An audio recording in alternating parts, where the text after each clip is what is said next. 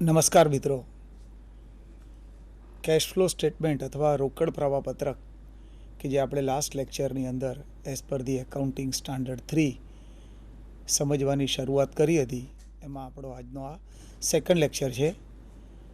પહેલી 2 કે 3 મિનિટ આપણે ગયા લેક્ચર દરમિયાન જે ચર્ચા કરી હતી એ જોઈ લઈએ અને જ્યાંથી અટક્યા હતા ત્યાંથી આપણે આગળ જઈએ.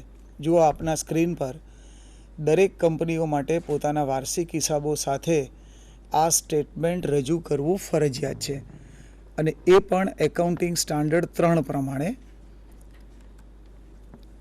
અહીંયા રોકડ શબ્દનો અર્થ એટલે રોકડ અને બેંક સિલક કમ્બાઈન ગણવામાં આવશે, એટલે રોકડ સિલક પણ ધ્યાનમાં લેવાય અને બેંક સિલક પણ ધ્યાનમાં લેવાય. અગેન આપણા ચાલુ બેંક ખાતાની અંદર જો જમા રકમ હોય તો એ બેંક સિલક ગણાય અને જમા રકમ કરતાં વધુ રકમ આપણે ઉપાડી હોય તો એ ઓવરડ્રાફ્ટ ગણાય. સિલક હોય તો આપણે પ્લસ સાઇનથી મેન્શન કરીશું અને ઓવરડ્રાફ્ટ હોય તો આપણે એને માઇનસ સાઇનથી અથવા નેગેટિવ બેલેન્સ તરીકે મેન્શન કરીશું. પ્રવાહ કોને કહેવાય? તો રોકડની આવક અને જાવક બંને વિગતોને આપણે ધ્યાનમાં લઈશું. પત્રક સરળતાથી સમજી શકાય, એકદમ લોજિકલ ક્રમની અંદર જે ગોઠવાયું છે એ રીતે આપણે આખા વર્ષ દરમિયાનની પ્રવૃત્તિઓને 3 પ્રવૃત્તિઓમાં વહેંચી દેવાના છીએ અને વર્ષ દરમિયાન જે તે પ્રવૃત્તિ સાથે સંકળાયેલા જે કોઈ પણ વ્યવહારો કર્યા છે એનું રોકડ ઉપર અંતિમ પરિણામ શું આવ્યું છે અથવા એની અંતિમ અસર શું છે એ આપણે આજે જોવાના છીએ. એ પછી ધંધાકીય આર્થિક પ્રવૃત્તિનો આ કુદરતી અથવા નેચરલ ક્રમ છે અને એના આધારે જ એક વિઝડમવાળો માણસ પોતાના વ્યવહારોની સમજ કેવી રીતે મેળવે, એનું એનાલિસિસ કેવી રીતે કરે, એના આધારે જ આપણા પ્રવાહપત્રકના 3 ક્રમ બેઝ થયેલા છે. પહેલી વિગત છે અથવા પ્રવૃત્તિનો પહેલો ક્રમ છે ધંધામાં લાંબા ગાળા માટે જરૂરી મૂડી પ્રાપ્ત કરવી. પણ આપણે લાસ્ટ લેક્ચરમાં જોયું હતું એમ મૂડી શબ્દના અર્થમાં લાંબા ગાળા માટે જે રકમ મેળવવામાં આવે છે તેનો અર્થ અથવા તેનો સમાવેશ થાય. એનો અર્થ એ કે માલિકીની મૂડી અને લાંબા ગાળા માટે ઉછીની લીધેલી મૂડી, આ બંને રકમ ભેગી કરીએ ત્યારે મૂડી થાય. કંપની સેક્ટરની અંદર માલિકોની મૂડી એટલે ઇક્વિટી શેરહોલ્ડરો અને પ્રેફરન્સ શેરહોલ્ડરો રોકેલી મૂડી, એ બંનેનું ટોટલ થાય. જ્યારે લાંબા ગાળા માટે ઉછીની લીધેલી રકમ જેની અંદર 2 વિગત આવે, એક હોય ડિબેન્ચર અને બીજી હોય બેંક લોન, એટલે આ 4 રકમ સાથે સંકળાયેલા વ્યવહારને આપણે મૂડી ગણીશું.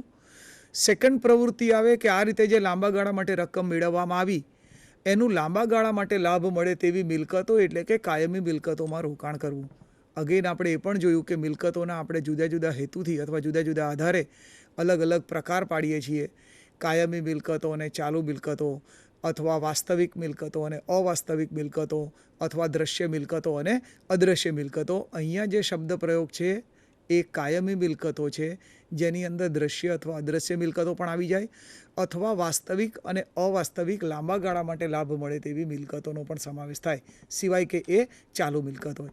એ પછી ત્રીજા ભાગમાં જુઓ તમારા સ્ક્રીન પર, ત્રીજી પ્રવૃત્તિ, આમ કરીને લાંબા ગાળાની રકમ મેળવી, એનું લાંબા ગાળા માટે લાભ મળે તેવી કાયમી મિલકતોમાં રોકાણ કર્યું. ત્યાર પછી ધંધાના રોજબરોજના મુખ્ય પ્રવૃત્તિના વ્યવહારો કરવા માટે જરૂરી મિલકતો ખરીદીએ જેના આધારે ધંધો ચાલી શકે છે, ધંધો ગતિમાં રહે છે. માટે એવી મિલકતોને ધંધાને ચલાવનાર મિલકતો તરીકે, ચાલુ મિલકત તરીકે આપણે ઓળખીશું. અને એવી ચાલુ મિલકતો ખરીદવા માટે કે પ્રાપ્ત કરવા માટે જો આપણે કોઈ દેવું કર્યું હોય તો એને આપણે ચાલુ મિલકતોની ખરીદી સાથે સંકળાયેલું દેવું ગણીને આપણે એને ચાલુ દેવું કહીશું. એ પછી જુઓ તમારા સ્ક્રીન પર, દ્વિનોંધી નામા પદ્ધતિમાં આપણે કેવી રીતે વ્યવહારો કરીએ છીએ. વર્ષ દરમિયાન થયેલા આર્થિક વ્યવહારોની આમ નોંધો લખીએ છીએ દ્વિનોંધી નામા પદ્ધતિમાં. એ પછી ખાતા વહીમાં ખતવણી કરીએ. આખા વર્ષ દરમિયાન આ પ્રકારની નોંધો કરીએ. વર્ષના અંતે ખાતા વહીના ખાતાઓ બંધ કરીએ, એટલે કે કેટલાક ખાતાઓ આપોઆપ બંધ થઈ જાય, કેટલાક ખાતાઓમાં આઉટસ્ટેન્ડિંગ બેલેન્સ આવે, આખરની બાકી આવે. અત્યાર સુધી લખાયેલા હિસાબો સાચા છે કે નહીં, એમાં ભૂલ છે કે નહીં, એની ખાતરી કરવા માટે આપણે આ જે આપણને બાકીઓ મળી એના ઉપરથી આપણે કાચું સરવૈયું તૈયાર કરીએ અને એ કાચા સરવૈયા ઉપર વર્ષના અંતે વાર્ષિક હિસાબો તૈયાર કરવા માટે હવાલાની અસરો આપીએ અને વાર્ષિક હિસાબો તૈયાર કરીએ. અગેન વાર્ષિક હિસાબો જ આપણે તૈયાર કરીએ છીએ.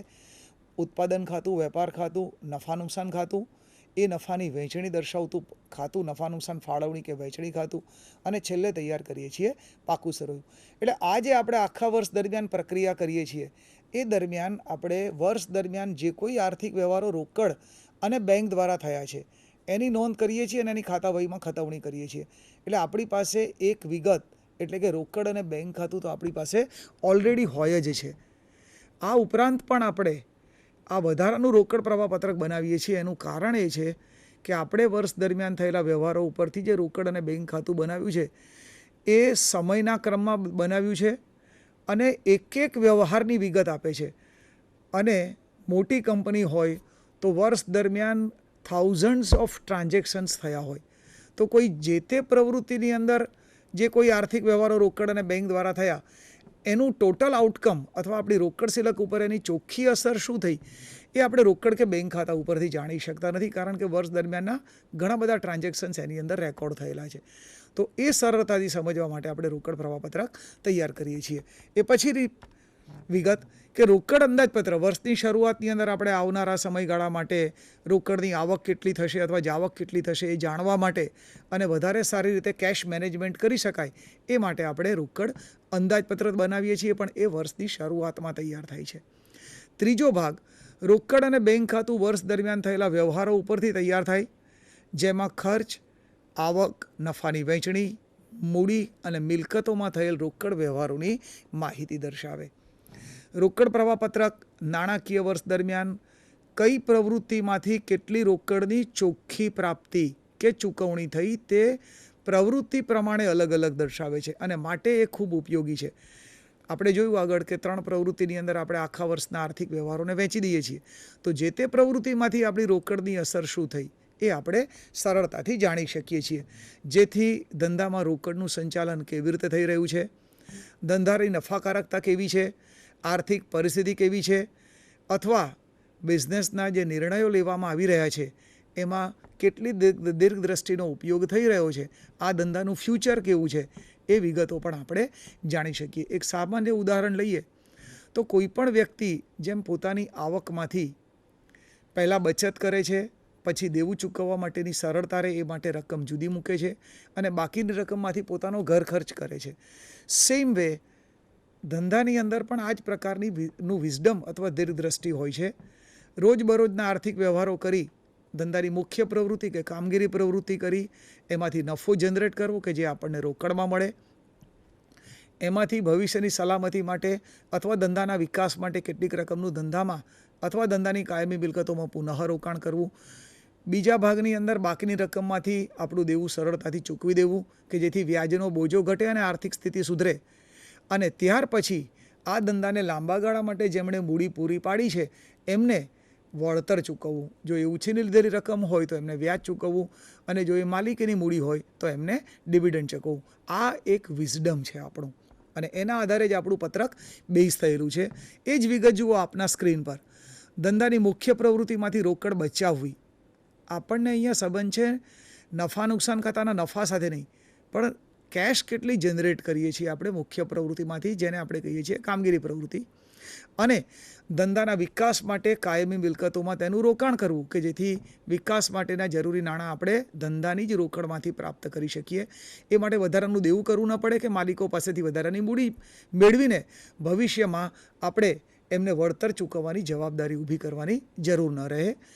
દેવું સમયસર ચૂકવવું અને મૂડી પૂરી પાડનારાઓને ધંધાના પરિણામમાંથી એમની અપેક્ષા સંતોષી શકાય એટલું વળતર આપણે આપવું. This is our wisdom. એ પછી એના આ વિઝડમના આધારે જ ધંધાની પ્રવૃત્તિઓને આપણે 3 મુખ્ય પ્રવૃત્તિઓમાં વહેંચીએ છીએ. પહેલી પ્રવૃત્તિ મુખ્ય અથવા કામગીરી પ્રવૃત્તિ. તો વર્ષ દરમિયાન મુખ્ય અથવા કામગીરી પ્રવૃત્તિમાંથી આપણે નેટ કેટલી કેશ જનરેટ કરી એ આપણે જાણીશું. બીજા ભાગની અંદર અથવા બીજી પ્રવૃત્તિ કે જે આપણી કાયમી મિલકતોમાંના રોકાણની પ્રવૃત્તિ છે. આવી કાયમી મિલકતો દ્રશ્ય હોય અથવા અદ્રશ્ય હોય, વાસ્તવિક હોય કે અવાસ્તવિક હોય, એમાં આપણે જે રોકાણ કરીએ છીએ એના કારણે આપણને કેટલી કેશ ઉપર ઇફેક્ટ થાય છે અને ફાઇનલી લાંબા ગાળા માટે જે રકમ આપણે પ્રાપ્ત કરી છે, આઈધર માલિકોની મૂડી હોય કે ઉછીની રકમ હોય, એ જે આપણી નાણાકીય પ્રવૃત્તિ છે એની અસર આપણી રોકડ ઉપર કેટલી થઈ. આમ આપણા આખા વર્ષ દરમિયાનના વ્યવહારોને આપણે 3 પ્રવૃત્તિમાં વહેંચી દઈશું અને આપણે હવે તમારા સ્ક્રીન ઉપર જે દેખાય છે એ જ ક્રમની અંદર આપણે રોકડ પ્રવાહપત્રક તૈયાર કરવાના છીએ. આ પત્રકની શરૂઆત કરીશું વર્ષની શરૂઆતની રોકડ અને બેંક સિલકથી. 3 પ્રવૃત્તિમાં વહેંચાયેલી અસરથી અથવા વ્યવહારોની પ્રવાહ પરની અસર જોઈશું અને એની નેટ ઇમ્પેક્ટ રોકડ ઉપર કેટલી થઈ એ જાણીશું અને એના અંતે આપણને વર્ષના અંતની આખરની રોકડ અને બેંક સિલક મળશે. રોકડ ખાતું શું દર્શાવે છે? તો વર્ષ દરમિયાનના સમયના ક્રમમાં થયેલા વ્યવહારોની માહિતી. રોકડ પ્રવાહપત્રક વર્ષ દરમિયાન થયેલ 3 પ્રવૃત્તિના વ્યવહારોનું ચોખ્ખું પરિણામ. એટલે આ 2 કારણથી રોકડ ખાતું અને રોકડ પ્રવાહપત્રક જુદું પડે છે. કેટલાક વિશિષ્ટ વ્યવહારોની ચર્ચા આપણે શરૂ કરી હતી. પહેલી વિગત જોઈ હતી આવકવેરાની ફાળવણી અને આવકવેરાની ચૂકવણી. વર્ષના અંતે વાર્ષિક હિસાબો તૈયાર થાય, વર્ષ પૂરું થયા પછી તૈયાર થાય. એ વાર્ષિક હિસાબોમાં નફા નુકસાન ખાતામાં જો નફો મળતો હોય તો એના ઉપર આવકવેરાના નિયમોની અસર આપીને જરૂર હોય અથવા આપણી જવાબદારી હોય એટલો નફો આપણે આવકવેરો ચૂકવવા માટે જુદો મૂકી રાખીએ છીએ, જેને કહીએ છીએ આવકવેરાની ફાળવણી. એટલે આવકવેરાની ફાળવણી જે તે વર્ષના નફામાંથી થાય છે, પણ આવકવેરાનો નિયમ એવો છે કે વર્ષ ચાલુ હોય એ સમયગાળા દરમિયાન જ દર 3 મહિનાના ક્વાર્ટરની અંદર અથવા ત્રિમાસિક હપ્તાની અંદર એ સમયગાળા માટે જેટલો નફો થવાની શક્યતા હોય એના પર અંદાજી આવકવેરો ગણવાનો અને આવકવેરાની રકમ આપણે એડવાન્સમાં ચૂકવવાની. એટલે આ 2 બાબતો વિદ્યાર્થીઓ માટે બહુ મહત્ત્વની છે. આવકવેરાની ફાળવણી વર્ષના અંતે વાર્ષિક હિસાબો તૈયાર થાય, નફા નુકસાન ખાતું બને, ચોખ્ખો નફો મળે, એમાંથી આવકવેરાના નિયમ પ્રમાણે ફાળવણી કરીએ. એટલે એ ફાળવણી વર્ષના અંત પછી થાય. અને આવકવેરાનો નિયમ એવો છે કે વર્ષ ચાલુ હોય, જે તે વર્ષ ચાલુ હોય એ સમયગાળા દરમિયાન જ આપણે એડવાન્સ ઇન્કમ ટેક્સ ભરવાનો છે. એટલે વર્ષ દરમિયાન આપણે ચૂકવણી કરીએ, વર્ષના અંતે નફામાંથી એની ફાળવણી કરીએ, ત્યાર પછી આપણે આવકવેરાનું રિટર્ન જમા કરાવીએ. એ રિટર્નના આધારે આવકવેરા અધિકારી આકારણી વર્ષ દરમિયાન આપણી આવક પરની નફા પરની કરપાત્રતા નક્કી કરે અને જો એમની કરપાત્ર રકમ એમણે જે નક્કી કરી છે તે કરતાં આપણે વધારે રકમ ચૂકવી હોય તો વધારેની રકમ આપણને રિફંડ તરીકે પાછી મળે. જો આપણે રકમ ઓછી ચૂકવી હોય તો બાકીની રકમ આપણે વ્યાજ અથવા પેનલ્ટી સાથે ચૂકવવાની રહેશે. આમ 3 ભાગની અંદર આ વ્યવહારો થાય છે. બીજો મુદ્દો અને મહત્ત્વનો મુદ્દો, વર્ષના અંતે આપણને જે નફો મળે છે આપણે કહીએ છીએ એને કર બાદનો ચોખ્ખો નફો. એમાંથી ભવિષ્યના અનિશ્ચિત સમયગાળાની રક્ષણ માટે અથવા એની સામે આપણને જોખમ હોય એ સામે રક્ષણ મેળવવા માટે આપણે અમુક રકમ અનામત તરીકે ફાળવીએ છીએ, જેનું ધંધામાં પુનઃ રોકાણ કરીએ છીએ. પણ આ રકમ રોકડમાં ધંધાની બહાર ચૂકવાતી નથી. આઈ રિપીટ, નફામાંથી રકમ જુદી ફાળવીએ છીએ, પણ એ રકમ ધંધાની અંદર જ એનું પુનઃ રોકાણ થતું હોવાના કારણે રોકડેથી એની ચૂકવણી થતી નથી. સેમ વે આપણી લાંબા ગાળાની દેવાની રકમ ચૂકવવાની બાકી હોય તો એ ભવિષ્યમાં જે દેવું ચૂકવવાનું છે એમાં રોકડ પ્રવાહમાં સરળતા જળવાઈ રહે એ માટે દર વર્ષે આપણે નફામાંથી રકમ જુદી મૂકી રાખીએ, જેને કહીએ છીએ આપણે જોગવાઈઓ. અગેઇન જ્યાં સુધી એ ચૂકવણી કરવાની પરિસ્થિતિ આવે નહીં, સમય આવે નહીં, ત્યાં સુધી એ રકમ આપણે ધંધામાં જ ઉપયોગમાં લઈએ છીએ. માટે એ રકમ પણ જોગવાઈ કરીએ ત્યારે અથવા ચૂકવણી ન કરીએ ત્યાં સુધી એનું ધંધામાં જ ઉપયોગ થતો હોવાના કારણે નફામાંથી ફાળવણી કરીએ છીએ, પરંતુ રોકડની ચૂકવણી આપણે કરતા નથી.